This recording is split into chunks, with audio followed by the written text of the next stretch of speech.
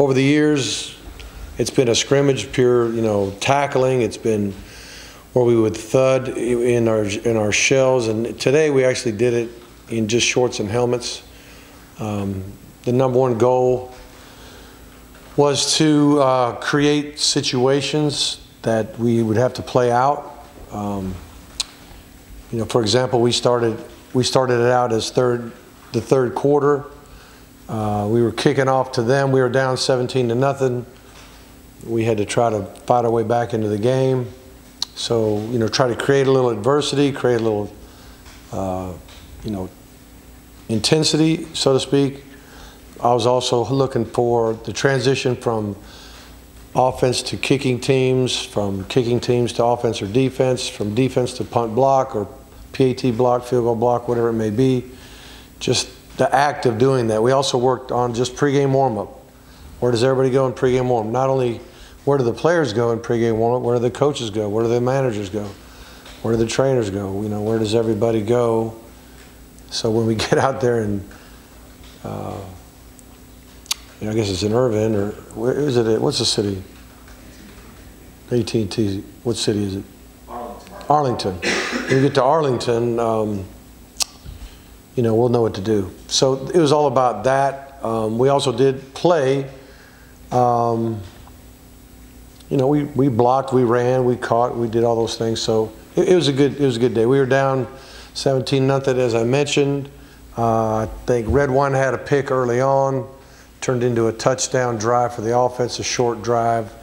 Offense scored again. Offense went up 21-17. Really by the end of the third quarter, and then I just pretended like the offense fumbled the ball and LSU scooped it and scored, and took the lead because we were up. Miami was actually up 21-17, and then I just simulated a fumble, scoop, and score for them. Put them back in the lead. I guess that would have been 24-21. But it also allowed us to work on PAT field goal block. It allowed us to work on our kickoff return team. And then it also put us back behind where we had to play ball, and then we ended up throwing a pick, and then they ended up turning that drive, I think, into a long field goal. Went up by 6. Now we're down to a couple minutes to go, no timeouts. We got to drive the field and score, and thankfully we did a good job. Malik did a good job of taking them down the field with the touchdown pass to Amon Richards, and then it's 27-27, so Bubba Baxter's got to kick an extra point to take the lead, and he made it, so it was 28-27, and then we just had to get one more stop, and we got the stop, and then offense, we got the ball and ran the clock out. So that's about how it went. It was good. It was good for everybody. We didn't go to true scout teams. We had a lot of kids that would be with travel and things like that ended up playing for LSU today just to get the best look we could possibly get. And I did give Weldon a few snaps with the one unit today. It was Nikosi's turn to be with the 2s and 3s or whatever it was. So just as we rotate things around, just happened to be the day where Weldon got a couple plays and actually did a good job. It's hard to gauge running game and all that when you're tagging off on a guy, but we did a good job. Offensive line created a lot of time in the pocket, and Malik was mostly very accurate, and I don't think we had a drop ball the whole day that I can remember. Everybody caught the ball pretty good. And it was Davis that made the kick, 47-yard field goal to go up by 6, which was good. So with that, you guys can ask what you want. Was it first team? It was who would be our travel team mostly. It's mostly our number one offense with our number one defense. Everybody was on the same team for the first time, and the best of the rest were LSU. So we did just as many we could. Our starters on offense and defense and a few subs was Miami today. The second team, partial second team, third team, They were all LSU today, both sides of the ball. So the ones were together. When we wore all orange with Miami's #1 offensive defense is what happened. And then the 17-0 was the. Well, I gave LSU a 17-0 lead. Yeah. What was the final score? It's 28-27. Miami won. 28-27. You know, 7 of the points that LSU got today was a simulated fumble by our offense, a scoop, and a score by the defense. I just made it up to get the score back close and to also allow our defense to get PAT field goal block and also for our offense to have a kickoff return. Because I started the game with us kicking off to LSU. Hopefully that makes sense. Is Baxter like the field goal guy, like you're confident with him, or are other people still in this? You know, Price is kicking the ball well. He's a young guy, brand new. And Bubba's kicked the ball well as well. They've both done a nice job. Bubba would be the guy right now.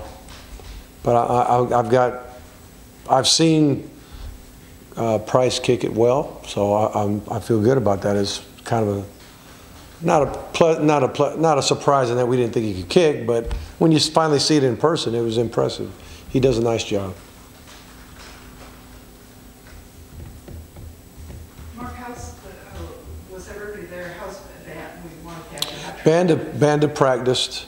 Joe Jackson, I don't think did, but he's going to be fine. We just didn't, even in shorts. I mean, we could have gone today, but we didn't want to get anything that would jolt him. Trying to think of who else who hasn't been working. You know, Wilder hadn't been working. We're just evaluating him. So Wilder. So. Demetrius Jackson is fine. I can't remember if I think he went. He did go.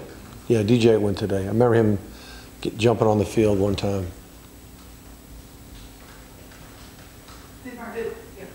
You touched on just Malik's accuracy. Just how much have you seen from him throughout camp, just improving on that? Because that was such a focus for him. He's doing well. It's so true. The bigger the pocket, the more accurate he is. But that's true of any quarterback I ever coached. We're protecting real well. Our #1 line is really doing a good job. And whether it's play action pass, straight drop back pass, quick game, even the RPOs. I mean, even our runs. I mean, they're really doing a great job of being in sync. You know, there's a lot of double teams where you work a down lineman to a linebacker on different schemes, and they're doing a really nice job. And I don't think we've budged that first line since day one. You know, we let I think Scaife got a few reps, and I think Venzel Bolwer got a few reps today with the first unit. I think right this second they'd be the first 2 in. Corey Gaynor could possibly get in play. Corey might have got a snap or 2 today. I don't know. I wanted to piggyback a little bit on that line and just ask you what you've seen from Tyree throughout camp. I mean, one of the veterans. Yeah. You know, shifting over. How has he? He's done great. He's done great. Even throughout the summer, the things we're allowed to do and watch him, observe him at left. You never know how a guy will do at the left spot and left tackle spot. But he did it really well. Did very well in the summer. He's done very well all camp. He's a really good leader for us. You know, I would say him and Tyler Gauthier and Malik are the top guys that are leading. But you know, you got Amon and Cager, I think, is starting to step up in that area. Homer, he just leads by showing up every day and kicking butt, you know. I feel better about the leadership of our offense this year. I know at the start of camp you were somewhat concerned regarding the defensive tackle. What do you think that position? Well, Tito has come in and done well. You know, Jade Silvera is a guy that has got a lot of potential, and he's already big and strong and physical, and he's still learning how to play college football. But I think he's going to help us. You know, John Ford second-year guy. We already got Bethel and Gerald Willis, we call him, G. There's another one in there, Jordan Miller. The brand new guys got a ways to go. They're kind of like the skill guys. They'll flash, they'll do something really good, and then the next time they might get a double team on them, and they get moved too far. But we're definitely gonna have to play by committee. If you could take G and make 4 of them, then we'd be really I'd feel better. But these guys are going to be pretty good. Pat Bethel, he's doing his job. He's solid. He's playing well for us. Couple more guys. Yes. Brooke and Jordan had a key today in Mallory. Yeah, they did good. They did good. Half the battle for them is just knowing what to do. The position that Brevin plays, he's the adjuster. He could be on this side, and it'll be like a 2-by-2 set, or he goes to the field sometimes 3-by-1. Sometimes he's in the backfield. Sometimes he's just in a wing position, and then he just has to know the assignments in all those spots. He first got to know how to line up, where to line up, then all the assignments, then the technical part of blocking as a receiver downfield. Then he's got to block as a fullback in pass protection. Then he's got to block as a fullback on the run game. Then he's got to pass protect like an offensive lineman on the line at times. So he's off the line, on the line. There's a lot. Even the run blocking when you're an on the line tight end is different than if you're a guy who's off. And so he's got a lot to learn, but he's learning fast. He's a really good ball player, and he just loves football. And Mallory's kind of the same way. Mallory, we were teaching him to play kind of where Njoku was, more of a flexed out guy, but he's got to also learn all the things that Brevin knows. Because with Michael out, if Brevin got hurt, we'd probably have to make Mallory that guy. We were kind of hoping to have Irvin and Brevin in this, what we call the F, and let Will be that hybrid wide receiver tight end guy. But now with Michael out and something happened to Brevin, you still got Palindi, but that's just still not enough depth. So he's got to learn to do. All of a sudden, Mallory's plate's getting a lot more full after Michael got hurt. Hey Mark, just to clarify, you said you were down 17-0. Is that something that you made up the score? Or Yeah, we made up the score. We started the scrimmage or the situation in the third. Said, okay, man, it's third quarter. The beginning of the second half, we're down 17-0, and we're kicking it to them. Let's see if we can come back and win the game. We created that situation. Mark, could you foresee a lot or some true freshmen playing in the opener? Yeah. Who are some of the guys that stood out? Well, the 2 tight ends I would think would play. True. Some of those receivers might. There's 4 of them, and they've all got a lot of reps, and they've done well. Trying to think. Well, I mean, I wouldn't be shocked to see a couple corners in there, or safety, Gervin Hall. I mean, especially if you take special teams, almost all of them are going to play. I mean, we're not sitting here thinking anybody's redshirting right now. I can tell you that. We're going to try to play them all, and somewhere down the road, we might be able to figure out what's the best thing to do for the long term. But we're still freshmen just keep growing fast. They keep learning fast. They keep getting better fast. If you get a guy who's been here 3 years, he doesn't get a lot better from the first day of camp to the 20th day of camp. But a freshman, he gets better almost every single day because they're learning and they're getting better, and all of a sudden they get to where they're doing it and gaining confidence. And a lot of times a guy might not be ready till mid-season to really play, but sometimes they're ready game 1. Do you feel really good and confident about your team going into the opener? I like what happened in camp. I like how hard everybody's practicing. I like how we're coaching. Until you play somebody you really don't know, and we're not. There's no warm-up games here. It's just like we would be physically, mentally tested. It would be a gut check, at the very least. That's part of the reason why I try to create the 17-0, you know, adversity. And then we just went bang, bang, bang. We scored 3 in a row. We took the lead in the third quarter. Everybody's kind of feeling good. I could see it on the sideline, so I just pretended like we fumbled it and they scooped it up and scored. And now we're losing again in the fourth quarter. Then there's a greater sense of urgency again. We threw a pick. After that, you know, defense had to suck it up and get a stop, and Malik had to shake it off and take them down the field with no timeouts. We had no timeouts, about 2 minutes to go, and had to go like 75 yards, I think, because they just kicked the field goal.